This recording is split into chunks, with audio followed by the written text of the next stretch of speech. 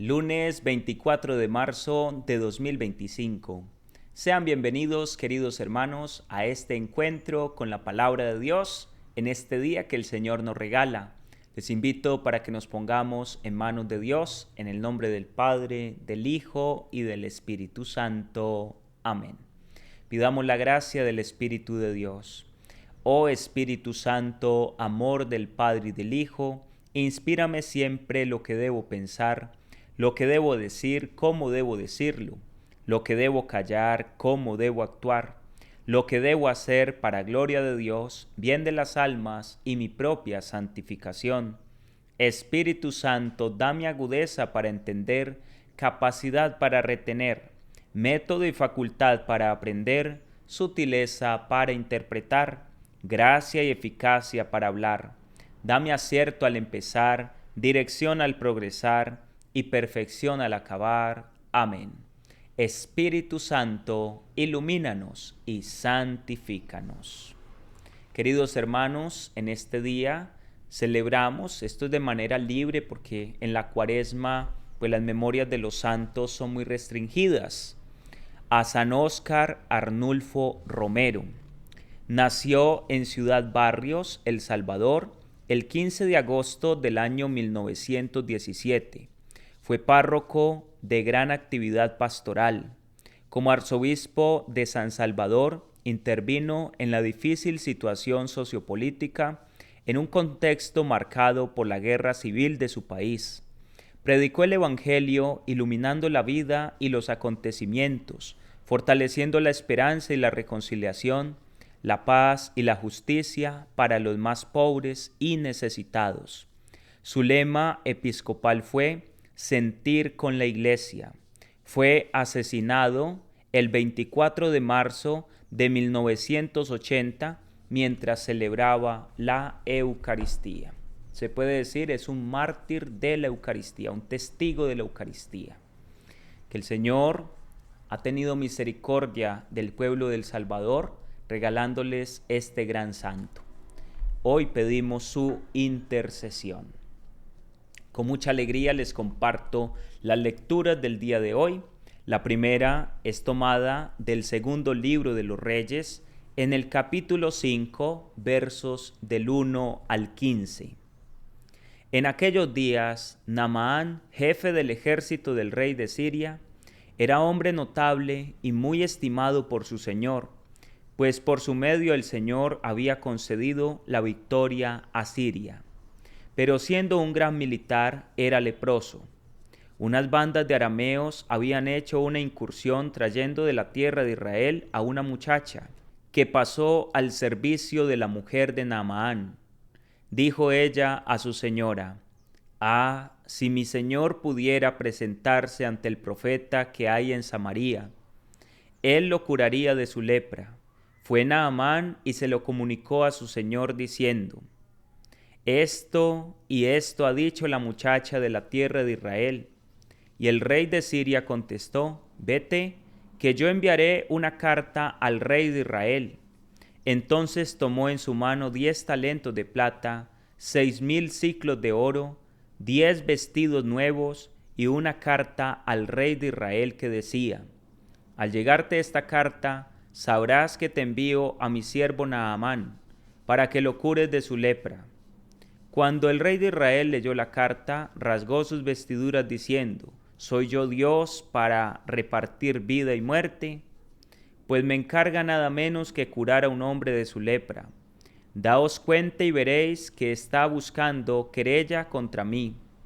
Eliseo, el hombre de Dios, oyó que el rey de Israel había rasgado sus vestiduras y mandó a que le dijeran: «¿Por qué has rasgado tus vestiduras? Que venga a mí y sabrá que hay un profeta en Israel». Llegó Naamán con sus carros y caballos y se detuvo a la entrada de la casa de Eliseo. Envió un mensajero a decirle: «Ve y lávate 7 veces en el Jordán, tu carne renacerá y quedará limpio». Naamán se puso furioso y se marchó diciendo: «Yo me había dicho, saldrá seguramente a mi encuentro, se detendrá, invocará el nombre de su Dios, frotará con su mano mi parte enferma y sanaré de la lepra. El Habaná y Farfar, los ríos de Damasco, ¿no son mejores que todas las aguas de Israel? Podría bañarme en ellos y quedar limpio. Dándose la vuelta, se marchó furioso. Sus servidores se le acercaron para decirle: Padre mío, si el profeta te hubiese mandado una cosa difícil, ¿no lo habrías hecho? ¿Cuánto más si te ha dicho: lávate y quedarás limpio? Bajó pues y se bañó en el Jordán 7 veces, conforme a la palabra del hombre de Dios. Y su carne volvió a ser como la de un niño pequeño, quedó limpio. Naamán y toda su comitiva regresaron al lugar donde se encontraba el hombre de Dios. Al llegar se detuvo ante él exclamando: Ahora conozco que no hay en toda la tierra otro Dios que el de Israel. Palabra de Dios. Te alabamos, Señor. Oremos con el Salmo 41. Mi alma tiene sed del Dios vivo. ¿Cuándo veré el rostro de Dios? Como busca la sierva corrientes de agua, así mi alma te busca a ti, Dios mío. Mi alma tiene sed de Dios, del Dios vivo. ¿Cuándo entraré a ver el rostro de mi Dios? Envía tu luz y tu verdad, que ellas me guíen y me conduzcan hasta tu monte santo, hasta tu morada. Me acercaré al altar de Dios, al Dios de mi alegría, y te daré gracias al son de la cítara. Dios, Dios mío. Mi alma tiene sed del Dios vivo. ¿Cuándo veré el rostro de Dios? El Evangelio es tomado de San Lucas en el capítulo 4, versos 24 al 30. Habiendo llegado Jesús a Nazaret, le dijo al pueblo en la sinagoga: En verdad os digo que ningún profeta es aceptado en su pueblo.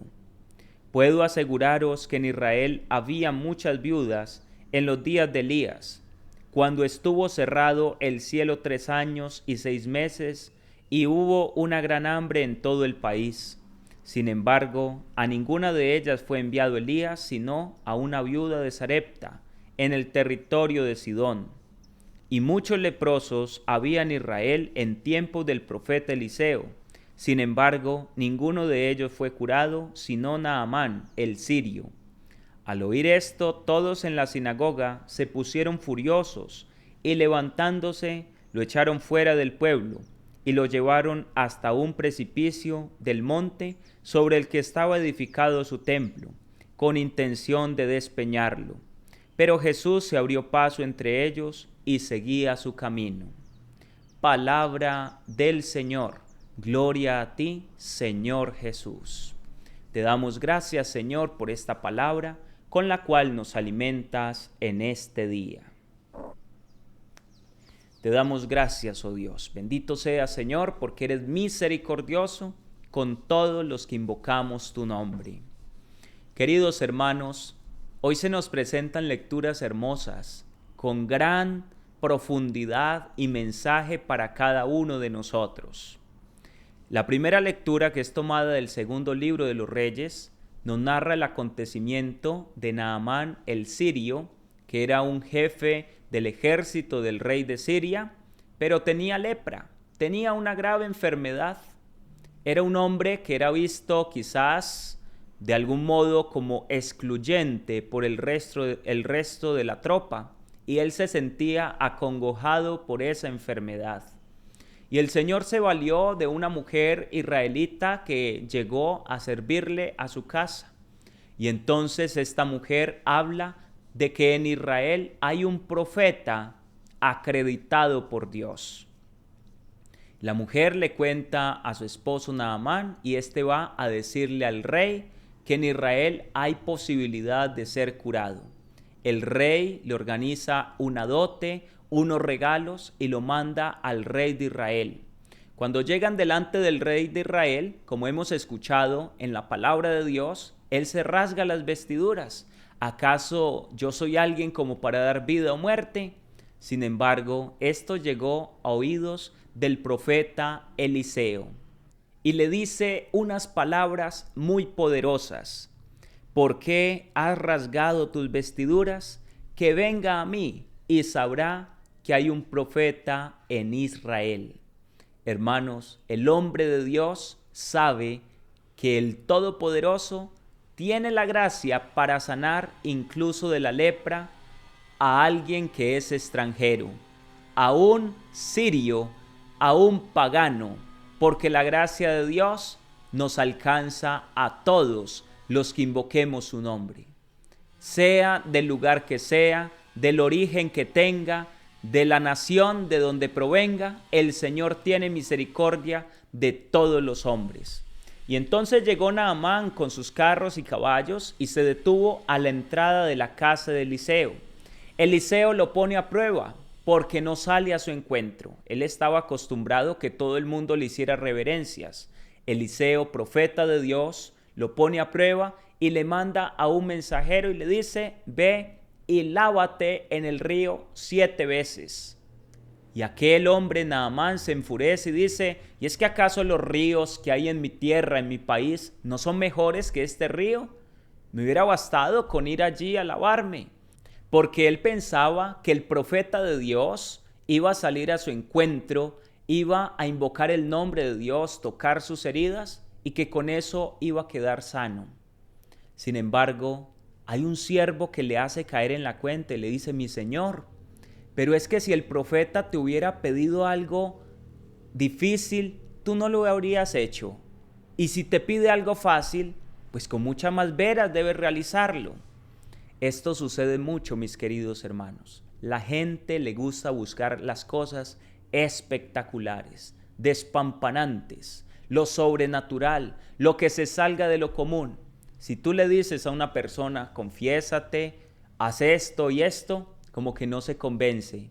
Pero si va donde una persona que le dices que tienes que hacer estas cosas así, así y así, tienes que caminar descalzo de aquí para allá, entonces a ese sí le creen.